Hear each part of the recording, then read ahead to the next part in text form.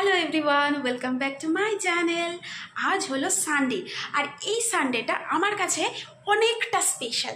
কেন বলো তো? হ্যাঁ, একে তো তোমাদের কাছেও স্পেশাল যে আজকে হলো রথযাত্রা। তো সকলকে আগে জানাই রথযাত্রার শুভকামনা। তো এই বলেই আজকের ভিডিওটা স্টার্ট করছি। আর তার আগেও বলি যে আজকের সানডেটা আমার কাছে কেন অন্যরকমভাবে স্পেশাল। কেন বলো তো?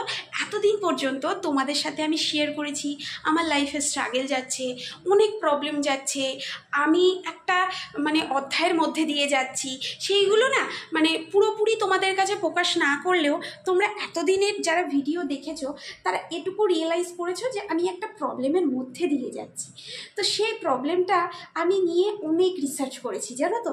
তারপর দেখলাম যে প্রবলেমটাই যদি আমি সবার সাথে শেয়ার করি বা প্রবলেমটা নিয়েই যদি আমি ভাবতে থাকি, তাহলে না কোনোদিন সলিউশনের কাছে যাওয়া যাবে না। তাই এবার থেকে আমার লাইফে আমি অনেক কিছু চেঞ্জ এনেছি। সেটা দীর্ঘদিন ধরে, দেখো, একটা চেঞ্জ তো হঠাৎ করে একদিনে আনা সম্ভব না, একটা পুরোপুরি সমস্ত কিছুটাকে। তো ধীরে ধীরে কিছু জিনিস আমার লাইফে অ্যাপ্লাই করছি, আর তার ফলে আমি দেখতে পাচ্ছি যে আমার লাইফে অনেক কিছু কিন্তু চেঞ্জেস এসছে। তো আমি ভাবছি এবার থেকে সেগুলোই তোমাদের সাথে ধীরে ধীরে শেয়ার করব, কারণ এখনো পর্যন্ত আমিও কিন্তু সবটা আয়ত্ত করতে পারিনি। তো যারা যারা আমার মতো স্ট্রাগল দিয়ে যাচ্ছ লাইফে, তারা কিন্তু আমার চ্যানেলটা অবশ্যই সাবস্ক্রাইব করে ফেলো, কারণ তোমরাও দেখতে পারবে তোমাদের লাইফের চেঞ্জ। তো আমিও কারুরটা না কারুরটা দেখে ইন্সপায়ার হয়েছি, বা একজনের দ্বারা তো আর ইন্সপায়ার হওয়া যায় না। তো আমরা কেউই পারফেক্ট নই। তো অনেকের অনেক কিছু শুনে এটাকে নিয়ে রিসার্চ করে আমি আমার লাইফটাকে অন্যরকমভাবে সাজাতে চলেছি। তো সেইটা তোমাদের সাথে নিশ্চয়ই শেয়ার করব। আর সাথে তোমরা যারা আমার মতনই স্ট্রাগল করছিলে, তারা কিন্তু আমাকে সাথে নিয়ে এগোতেই পারো। তো চলো হাতে হাত রেখে শুরু করি আমাদের নতুন জীবনযাত্রা। শুরু হোক আজকের দিনটা ঠিক এভাবেই। তো রবিবারটা শুরু হোক। তুমি কি করবে মানে কেন? ও প্রত্যেকবার ক্যামেরার সামনে এসে বলবে কি আমি কি বলবো বলে দাও একটু আগে থেকে, আমি কি করব বলে দাও। এটা যেন স্ক্রিপ্টেড, ওকে আগে থেকে আমাকে শিখিয়ে রাখতে হবে, ও তারপরে যেটা প্রেজেন্ট করবে। আমি এতদিন পর্যন্ত সত্যি বলছি কোনো স্ক্রিপ্টেড বা আগে থেকে ভাবনা চিন্তা করে কোনো ভিডিও শ্যুট করিনি, জানো তো। সেটার জন্য হয়তো আমার চ্যানেলে কিছু এফেক্ট পড়েছে, কারণ প্রত্যেকেরই একটা সিস্টেমেটিক থাকে। তো আমি না কি করতাম, আমি বলেছি সবসময় তুমি স্টাইলিস্ট হয়ে থাকবে। তো ও না আগে খুব, জানো তো, স্টাইল মেরে থাকতো যখন প্রেম করতাম, কিন্তু বিয়ে করার পর থেকে, ও বউ পাওয়ার পর থেকে স্টাইল সব ভুলে গেছে। কেন? আমিও স্টাইল থেকে থাকবো, সেটা জনগণ জানে। জনগণ জানলেও নিজেকে সবসময় ফিট রাখা, নিজেকে, এগুলো না আমরা আস্তে আস্তে ট্রাই করছি। একে অন্যের প্রতি আবার সেই বিয়ের আগের অ্যাট্রাকশনটা আনার চেষ্টা করছি। বিয়ের 2.5 বছর পরে আমরা কিন্তু নতুনভাবে প্রেম করছি, জানো তো, এটা সত্যি কথা। তো সবটাই তোমাদের সাথে ধীরে ধীরে শেয়ার করবো। আমরা নতুন অনেক অনেক অভ্যাস, আমরা, তোমাকে দেখা যাচ্ছে না, তোমার চুলের স্টাইলটা দেখাও, আমি করে দিলাম ভজ গোবিন্দ। তো চুলের স্টাইলটা দেখাও, ভজ গোবিন্দর মতন করে দিয়েছি। না, টাকের জন্য জানো তো আমি একটা তেলের সলিউশন জানি, কিন্তু সেটা আমি টাইম করে উঠতে পারছি না। কিন্তু এইসব বললে চলবে না, আমারও টাক পড়ে যাচ্ছে, তার জন্য আমাকেও না ওই তেলটা বানাতেই হবে। সেটা ঠিক আছে, কিন্তু আমার চুলটা মনে হচ্ছে আমাদের ক্লাস 5 এর বাচ্চা স্কুলে যাচ্ছে এরকম আছড়ে দিয়ে তুমি যেতে না। ও যেটা বলছিলাম, ঠিক আছে, আমরা ডিস্ট্রাক্ট হয়ে যাই। আমরা না এত বকর বকর দুজনেই করতে ভালোবাসি, যে টপিক নিয়ে কথা বলি সেটা থেকে আউট অফ টপিক। এই রবিবার থেকে জানো তো আমরা খুব সকাল সকাল ঘুম থেকে উঠছি। তো খুব সকালে ঘুম থেকে উঠেছি বলে খিদেটাও না সকাল সকাল পেয়ে গেছে। এখন ধরো বাজে ওই 8:30 মতন। ঘরের সমস্ত কাজ জানো তো অলরেডি কমপ্লিট, শুধু রান্নাটা বাকি রয়েছে আর বিছানাটা গোছানো বাকি রয়েছে। ঘুম থেকে উঠে আমরা এক্সারসাইজ করে ঘরের সমস্ত কাজ দুজনে মিলে সেরে নিয়েছি। আমি যেমন বাসি কাজটা সেরে নিয়েছি, আর ওর যে কাচাকুচি থাকে সকাল সকাল একেবারে সেরে নিয়েছে। এইবারে দেখো দুজনে মিলে ডিসাইডও করে নিয়েছি যে ব্রেকফাস্ট কি খাবো। ও বললো আজকে আমি একটু আলু ভাজা কেটে আলুর তরকারি করব তোমার মতো করে, কিন্তু করব আমি। তাই বললাম ঠিক আছে, অসুবিধা নেই। তো দুজনে মিলেই দেখো রান্নাঘরে চলে এসেছি। আলুটা কিন্তু ওই নিজেই কেটেছে, আর আমি এখানে বাসনপত্র সমস্ত কিছু সাজিয়ে গুছিয়ে রাখছি। তারপরে আরও যেসব ধরো আগের দিন বাজার টাজার করে এনেছি সেগুলো একটু দুজনে মিলে হাতে হাতে গুছিয়ে নিচ্ছি। জীবনে থাকুক হাজারো কষ্ট, কিন্তু সেটাকে হাসি মুখে রথের চাকার মতন গড়গড় করে এগিয়ে নিয়ে যেতে হবে জীবনটাকে। আর যত আছে জীবনের দুঃখ দুঃখ কষ্ট গ্লানি সবটাকে রথের চাকায় পিষে দিতে হবে, সেটাই নিয়েছি আজকে আমরা শপথ, যেহেতু আজকে রথযাত্রা। তো রথযাত্রাতে দেখো জেঠিমার সাথে আজকে একটু গল্প করছিলাম। এই সামনেই আমাদের বাড়ির সামনেই যে রথযাত্রাটা হয়, এবছর না আমি জেঠিমার সাথে যাব। আমি তো আগের বছর অফিস ছিল যেতে পারিনি, কিন্তু এবার জেঠিমাকে বললাম যাব। আরও অনেক কিছু গল্প হচ্ছিল। আর এদিকে আমাদের ব্রেকফাস্টও হয়ে গেল। দেখো খেলা দেখতে দেখতে, কি খেলা হচ্ছিল, ক্রিকেট খেলাই, কিন্তু কি খেলা আমি ঠিক জানি না। যতটুকু খেতে বসেছিলাম সে ততটুকুই দেখলাম। আর এরপরে আমি চলে এসেছি বিছানা গোছাতে।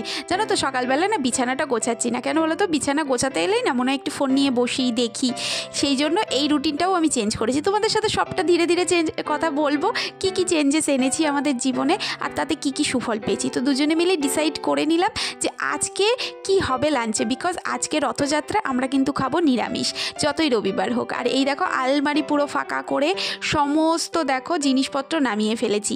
মানে ছাতা নেবে, ছাতা নিয়ে যাবে গো।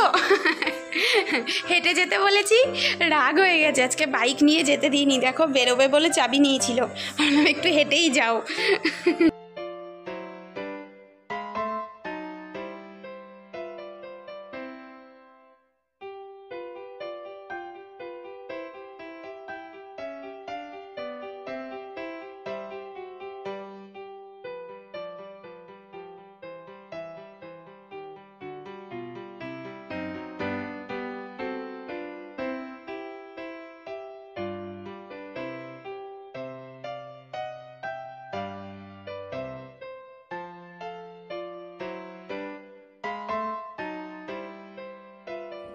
কিন্তু পোস্তবাটা ছাড়া কি সুন্দর যে ও করেছে আজকের গ্রেভিটা, মানে আলুর দমটা, তোমাদেরকে কি বলবো, তোমরা তো দেখতেই পাবে।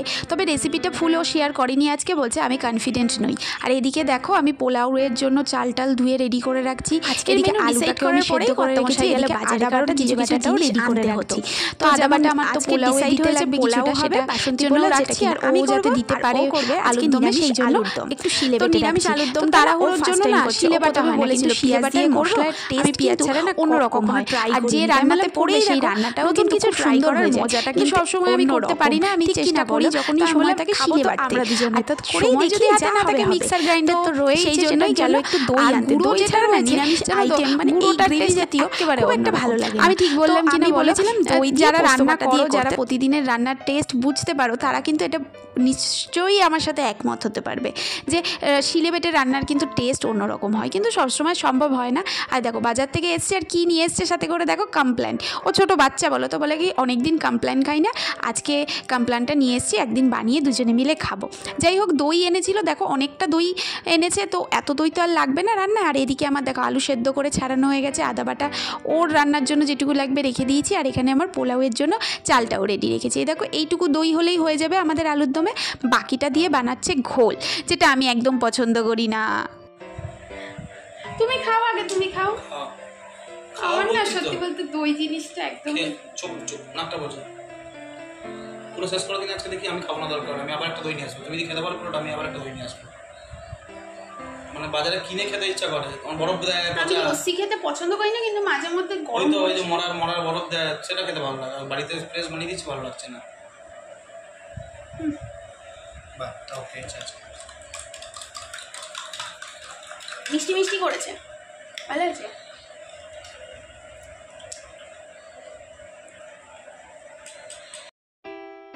লস্যি টস্যি খেয়ে দুজনে মিলে এনার্জি নিয়ে চলে এলাম রান্নাঘরে। তো এখন বাজে মাত্র 10টা, জানো তো এই টাইমে আমরা ঘুম থেকে উঠতাম অন্যান্য রবিবারে। আর আজকে দেখো আমাদের লাঞ্চের প্রিপারেশন রেডি হচ্ছে। তো মশলাটাও আগে রেডি করে নিচ্ছে, কারণ অনেক সময় না অনেক মশলাতে না আদা গুঁড়ো রসুন গুঁড়োও দেওয়া থাকে।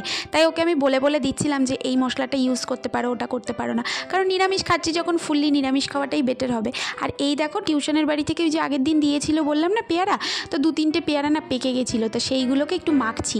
চাট মশলা, একটু গোলমরিচের গুঁড়ো, লঙ্কার গুঁড়ো, আর দিয়েছি একটু বিট লবণ দিয়ে দেখো টেস্টি টেস্টি করে মেখে আমি কয়েকটা খেয়েছি, আর ওই বেশি খেয়েছে। আমার পাকা পেয়ারা খেতে একদমই ভালো লাগে না।